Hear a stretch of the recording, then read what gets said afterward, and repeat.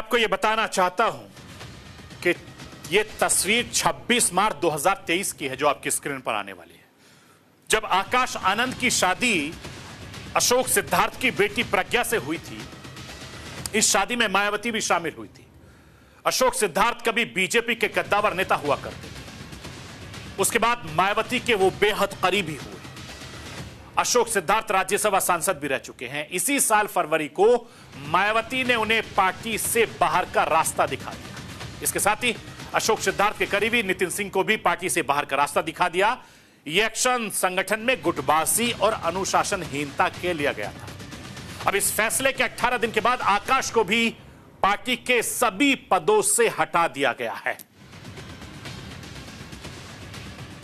मैं आपको यह भी बताना चाहता हूं कि आकाश आनंद को इस बात का अंदाजा करीब एक हफ्ते पहले लग चुका था कि मायावती यह फैसला लेने वाली है, उन्हें पार्टी से हटाने वाली है।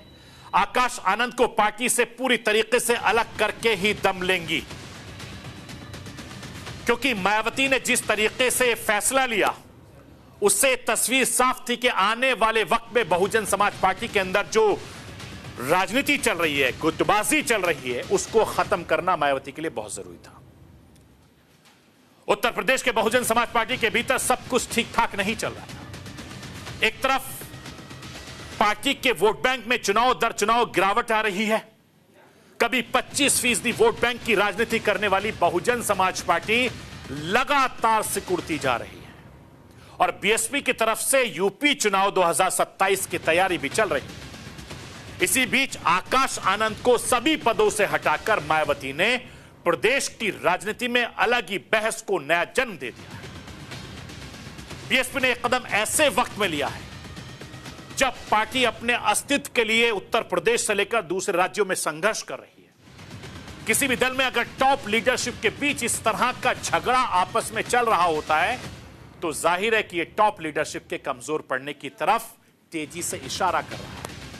वैसे भी पिछले कई चुनावों में पार्टी की जो दुर्गति हुई है वो बहुजन समाज पार्टी के लगातार कमजोर होने के लक्षण हैं।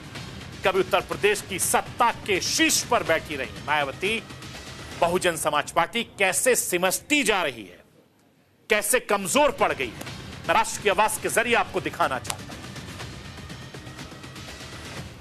साल 2007 में 206 विधानसभा सीटें जीतने वाली बहुजन समाज पार्टी अब यह हालत है कि विधानसभा में सिर्फ मायावती के पास एक विधायक 2022 के विधानसभा चुनाव में उत्तर प्रदेश के 15.2 करोड़ वोटर में से 12.9% वोट बीएसपी को मिले। बीएसपी को 2022 में कुल 1,18,73,137 वोट मिले थे। 2024 के लोकसभा चुनाव में बीएसपी भी हालात बिल्कुल नहीं सुधरी। साल 2019 के लोकसभा में 10 सीटें जीतने वाली बहुजन समाज पार्टी इस बार खाता भी नहीं खोल पाई। उसका वोट फीसदी 2019 में 19.43% से गिरकर 9.35% रह गया और यह विधानसभा चुनाव से ही लगभग 3% कम था। महाराष्ट्र झारखंड के बाद मायावती को दिल्ली विधानसभा चुनाव में भी मायूसी हाथ लगी थी। मैं आपको यह भी बताना चाहता हूं, राजनीतिक गलियारों में यह भी सवाल है कि बहुजन समाज पार्टी दलित युवाओं को अपने पक्ष में लाने के लिए किस तरीके से रणनीति बनाएगी, जिनका एक बड़ा वर्ग पार्टी से नाराज होकर आजाद समाज पार्टी के चंद्रशेखर के साथ चला गया है। आकाश को बाहर का रास्ता दिखाने के बाद क्या मायावती खुद पार्टी के भीतर ज्यादा सक्रिय भूमिका निभाएंगी, क्योंकि 2027 के विधानसभा चुनाव में ज्यादा वक्त नहीं बचा है।